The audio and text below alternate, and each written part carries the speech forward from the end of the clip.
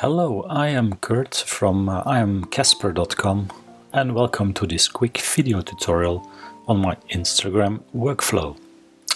In this video I will be selecting and post-processing a cat photograph of Casper, our Ragdoll cat.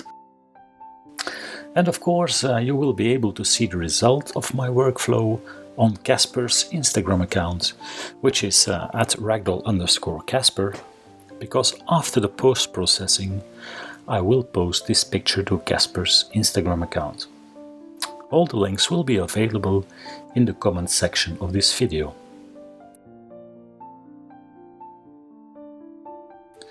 Alrighty, let's get started.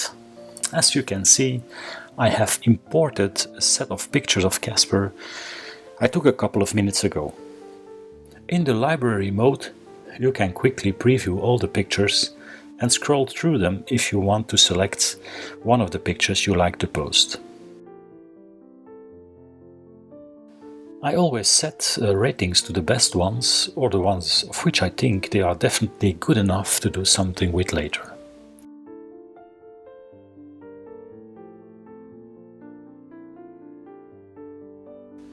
So I will select this picture for my next post. And the post-processing of a picture in Lightroom is best done in the development mode, because on the right hand side you will have all these sliders that will allow you to tweak the picture just until you like it. I will not go into detail of each and every slider here, but just follow along with me as I use the sliders I normally use to perfect the picture. I always start with sharpening the picture a little bit, not too much. And important here is I also check the ISO of the picture. If the ISO is high, as it is here, I always raise the noise reduction to 25 or more. Often it ends up near half of the amount of sharpening. Next I start with adjusting the framing of the picture by using the crop tool.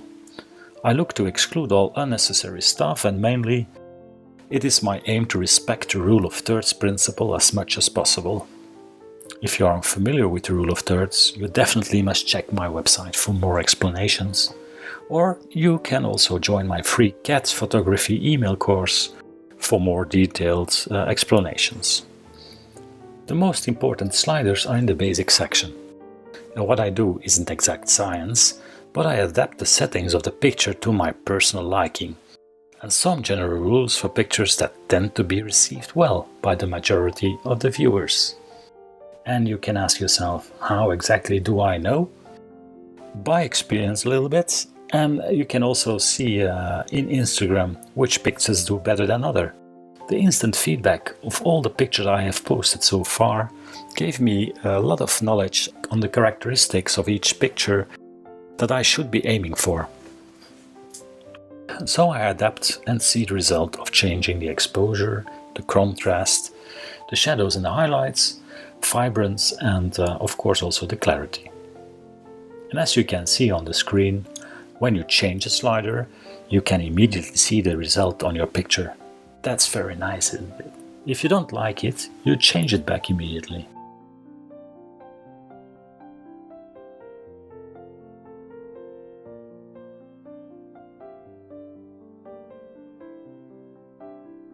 In Lightroom, you also have the option to adjust certain parts of your picture by selecting some sort of a brush and brush over the picture where you want to change the settings. You can click down and then the changes are saved. You can even zoom in to have a better look at the results or be more precise in your corrections. I will change the crop a little bit more here.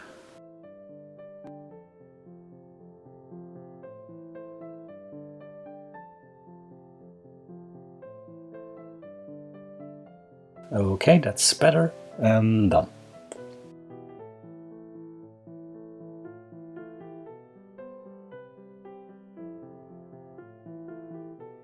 In the effects slider, I sometimes use the haze or even the vignetting slider, but inside the Instagram app you can add some vignetting too, so most of the time I will do it there and not in Lightroom.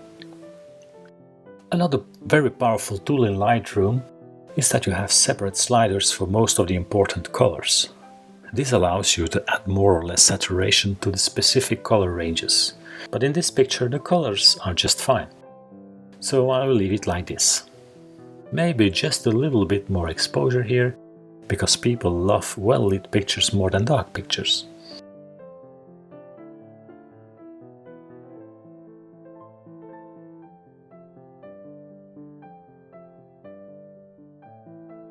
When the picture is just fine, and usually it won't take more than 2 or 3 minutes, we can export it as a JPEG.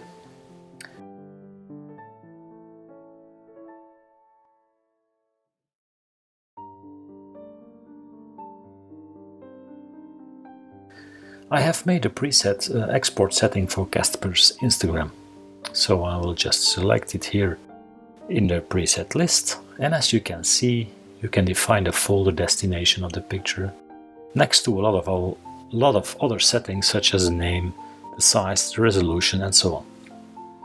I always add a watermark to each picture too. A watermark with an opacity of 20%, not too much because I don't want to make it too overwhelming. And then I click Export. I always export the files to my NAS system, so I can easily access the pictures with any mobile device too. Let's take a look at the final result now.